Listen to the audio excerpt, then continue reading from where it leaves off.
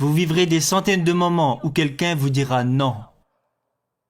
Ou qui vous dira « Nous vous remercions pour votre candidature, mais nous avons le regret de vous informer que nous avons choisi un autre candidat pour ce poste. » Vous participerez à des centaines d'entretiens différents, au cours desquels vous n'obtiendrez pas le job. La réalité de la vie est que nous entendrons tous plus de non que de oui. Et nous échouerons tous beaucoup. Et j'entends par là énormément.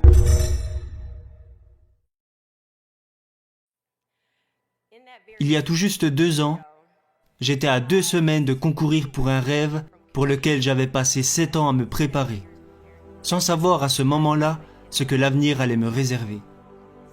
Alors aujourd'hui, je vais vous raconter une très courte histoire sur Deshauna, une jeune chasseuse de rêves, et là où tout a commencé.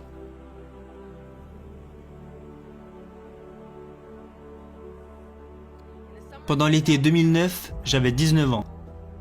J'avais décroché un petit job d'été chez Target entre ma première et ma deuxième année de licence. Je travaillais dans le rayon des vêtements féminins et un jour, j'ai remarqué une dame qui me regardait fixement de l'autre côté de l'allée. Je pensais qu'elle était probablement un peu zinzin, alors j'ai essayé de l'ignorer.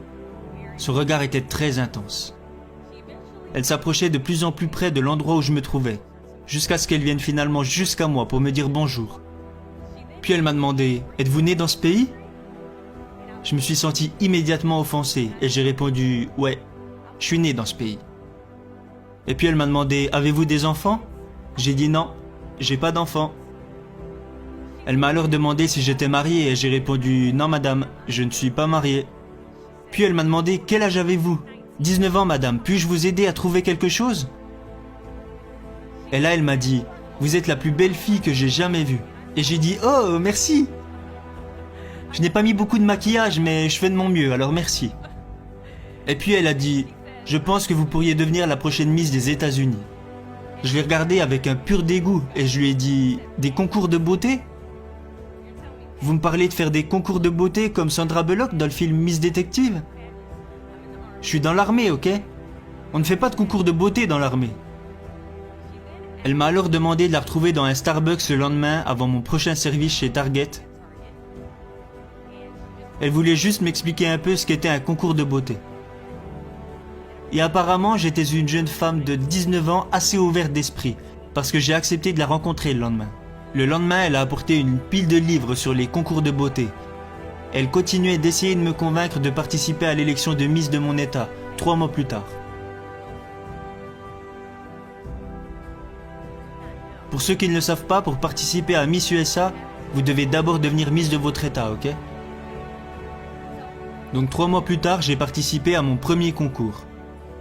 Et j'ai perdu. J'y suis retourné la 2e année. J'ai participé au concours et j'ai perdu. J'y suis retourné la 3e année.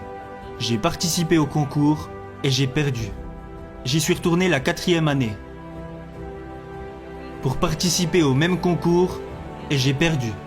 J'y suis retourné la 5e année, les amis. J'ai participé au concours et j'ai perdu. Mais vous savez quoi ? J'y suis retourné la 6e année et devinez ce qui s'est passé. J'ai perdu.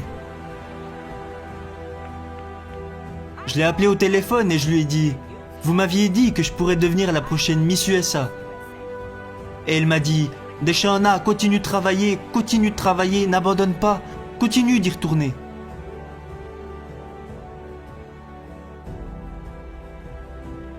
Et en juin 2015, elle est décédée d'une leucémie. 6 mois plus tard, en décembre 2015, je suis devenu Miss du district de Columbia.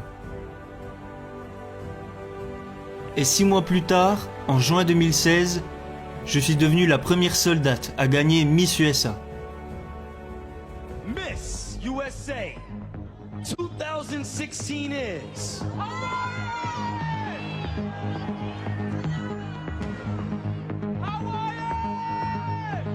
District of Columbia!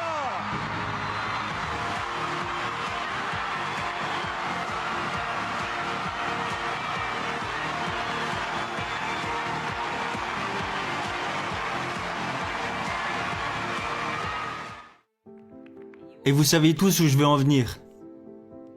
Parfois notre but nous tombe dessus comme si le ciel l'avait jeté par accident. Je ne vous demande qu'une chose, à vous qui êtes présents aujourd'hui.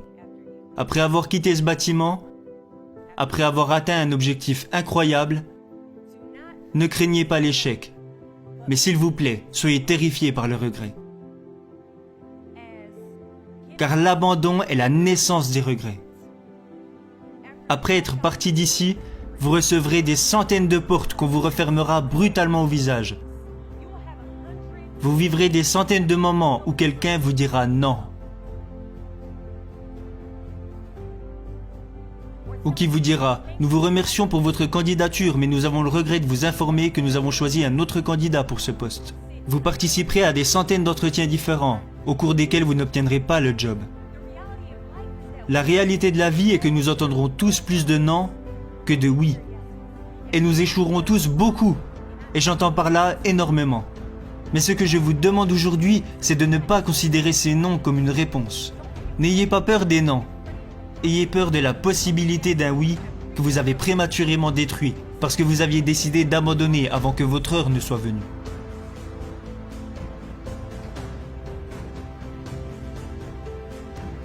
Vous pouvez demander à n'importe qui, vos amis, votre famille, n'importe qui. J'aime qu'on me dise non. S'il vous plaît, dites-moi non.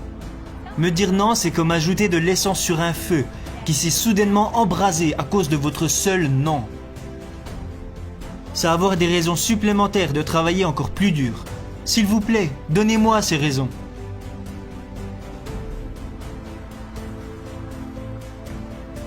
Alors aujourd'hui, je vous mets au défi de vous battre, de travailler, de ne pas vous arrêter là, de croire si fort en vos aspirations que vous ne craindrez plus le mot non, mais que vous choisirez au contraire de l'accueillir.